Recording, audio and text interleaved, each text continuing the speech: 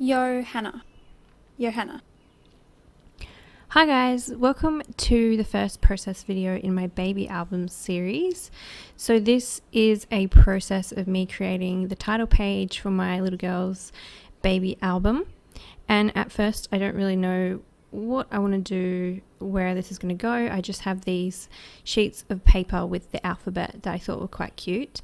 And so I cut out her name from those sheets, and I am going to start trying to work out how this is going to come together.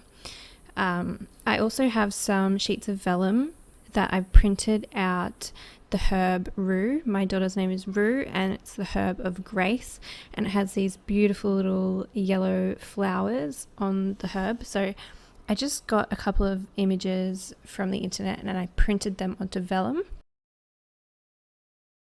and I know that I want to use that as a layer in my title page. Now I'm just fiddling around with the alphabet and trying to find a different letter I could use as the second U, because I felt like that repeating the same U was too repetitive. So I actually got the D and I cut out a U shape with it so that it would be a different pattern. And then I'm going through my papers trying to find a paper to use for the background. I'm so sorry if you can hear the background noises. There's a truck in my street. I've been waiting for it to go, but every time I think they've stopped, they start up again. So hopefully you can still hear me just fine. But, oh my gosh, they're so loud.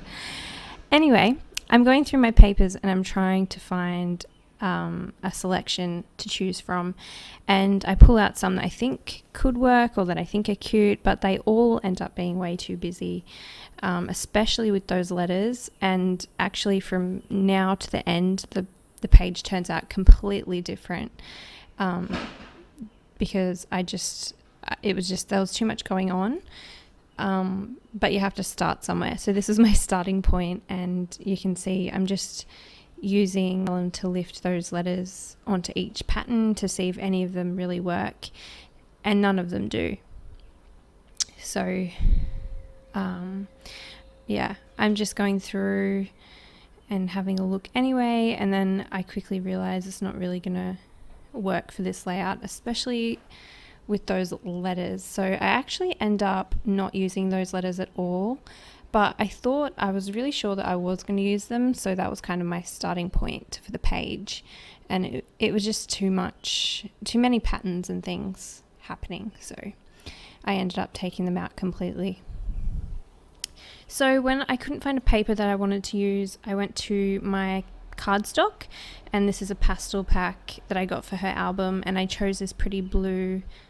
It's like a soft powder blue color, and I like the way that looks a lot more, but I'm not sure how I'm going to kind of decorate the page, how I'm going to embellish it. So I go to some linens that I printed out. Some of these are available in my Etsy shop, but not all of them. Probably a lot of them aren't yet. I've printed some out for myself, and I'm just kind of layering them around the page and trying to work out how I can dress this page up a little bit. And I end up just doing a kind of a layer with the different linens on the bottom corner, or the bottom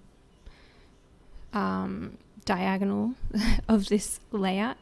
And when I lay out the letters on top of that to spell out her name, I'm quickly realizing it's just way too busy, and I really I like the look of the linens more than I like the look of the letters, so I end up just deciding not to use them for this.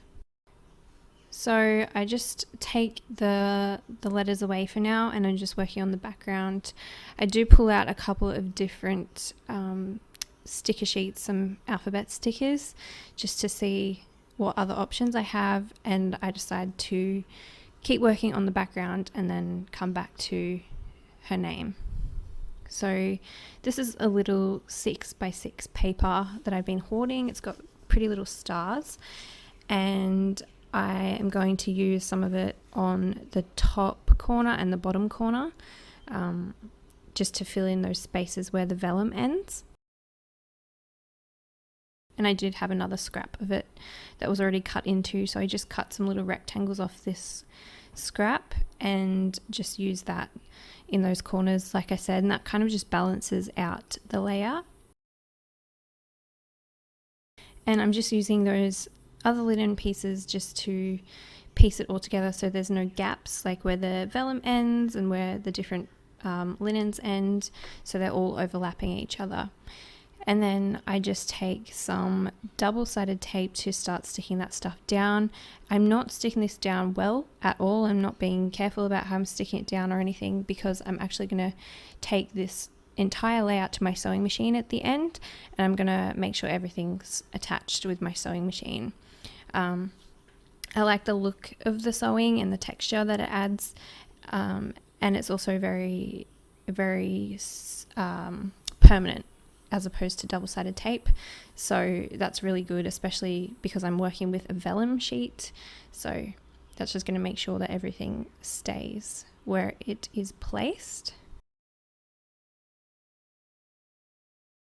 So I'm not necessarily putting the adhesive where I'm going to sew. I'm kind of avoiding where the stitching is going to go, just so that it doesn't like gunk up my sewing machine, but just putting enough on so that it's going to stay where I want it to stay when I'm putting it through my machine. So, and I have printed some of these linens double-sided just because I wasn't sure which one I was going to use, and I just thought I'll just print them double-sided and then I can choose at the time what I might like to cut out. So that's why they've got patterns on the back. As I'm sticking everything down, I'm just leaving a really small border around the edge of the layout. Just I like the way that it looks to have that really small gap where everything begins. And then I end up going for these gold letters. I actually got these from the reject shop ages ago. I wish I grabbed more packets because it's actually a really, really beautiful font. It doesn't have any capital letters, which is kind of a bummer. It would have been nice to have a capital letter for her name. But the font's just so pretty, and I really liked that the gold wasn't too overpowering for this busy layout, because there's a lot of different elements going on, and so the gold just complements it nicely, and it doesn't look like too much to me anyway. And then I'm just fiddling around with some other little bits and pieces that I could add to the page. So I have these baby stickers that I think I might like to use, some older Studio Calico Star stickers, the like chipboard pieces, and then a couple of vintage pieces and doilies and things. And so I've even got a piece that I've cut out of a book, a beautiful little baby image that a friend sent me, and I'm just kind of moving them around the page, just trying out what might work if I want to add more. Yeah, you guys know my style already, and I kind of just can't do simple. I've always got to add more and more and more. But I just felt like it wasn't finished yet, so I end up using that pink doily and the picture of the baby, and one of those stickers, the sticker that I use is a moon, and it says "Love you to the moon and back," and I kind of liked how that ties in with her name as well, because her name's Rue Luna, so I liked having the moon and the stars, and then mixing that in with the vintage pieces. So I stuck the doily onto the page so that it was hanging off, and then I end up sticking the baby picture over the top of that. But before I stick it down, I just wanted to give it a border of vellum, and I had this soft blue vellum that I thought wasn't too overpowering, and it just gave it a soft little border to help it stand out and kind of also fit into the page without looking too harsh.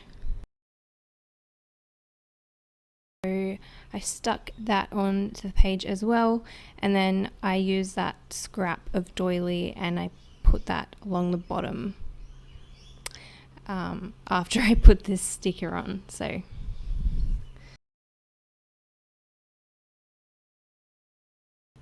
I didn't want to over embellish the page too much because there was already so much happening. So just stuck that moon and then a couple of these soft yellow stars around the moon. And that kind of just fills in those blank spaces and blends everything together. And I'm just moving those stars around the page in case more would fit, but I decided that those 3 worked really well to blend it all in. Stuck that little scrap of doily along the bottom, and I think that just helps balance out the layout because there's a lot happening up the top right, and it just kind of makes your eye move across the page better. And then I'm just taking the entire layout to my sewing machine, and I am sewing right through the name, and then I'm also sewing a border around the entire layout, and I also just sew a border around the image of the baby. I think I also added a couple of zigzag stitches along the layout, like along the bottom of the layout, just for some decoration. And I really like how the sewing just pulls everything together. I'm so happy that I'm finally using my sewing machine for everything. Yeah, I just love the way that it looks. It's just a matter of persevering with the sewing machine and gaining my confidence. So yeah, that is all that I do for the layout. So this is a little look at what it looks like all finished with the stitching. And yeah, I'm really happy with how it turned out. So this is going to be the first page in my baby book. I hope you guys enjoyed this process, and I will see you in the next one. Bye.